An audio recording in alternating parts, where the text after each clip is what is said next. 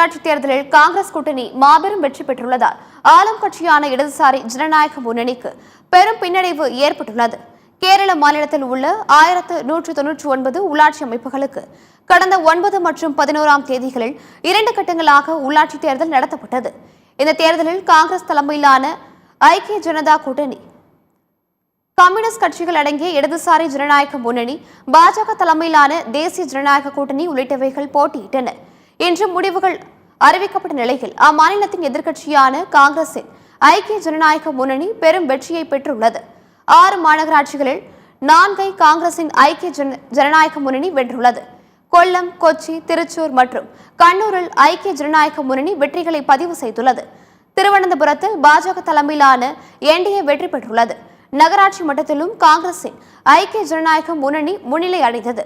87 நகராட்சிகளில் 54 நகராட்சிகளை ஐக்கிய ஜனநாயக முன்னணி வென்றுள்ளது.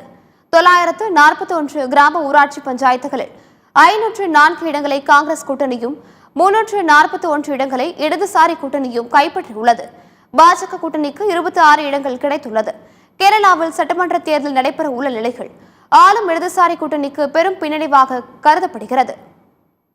கேரள உள்ளாட்சி தேர்தல்களில் காங்கிரஸ் கூட்டணி மீது நம்பிக்கை வைத்த கேரள மக்களுக்கு தனது வணக்கங்கள் என்று ராகுல் காந்தி குறிப்பிட்டுள்ளார்.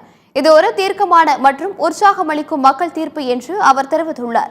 இப்போது எங்கள் கவனம் அசைக்க முடியாதது கேரளாவின் சாமானிய மக்களுடன் நிற்பது, அவர்களின் அன்றாட பிரச்சனைகளை கையாள்வது மற்றும் வெளிப்படையான மக்களை மையமாக கொண்ட நிர்வாகத்தை உறுதி செய்வது என்று அவர் தெரிவித்துள்ளார்.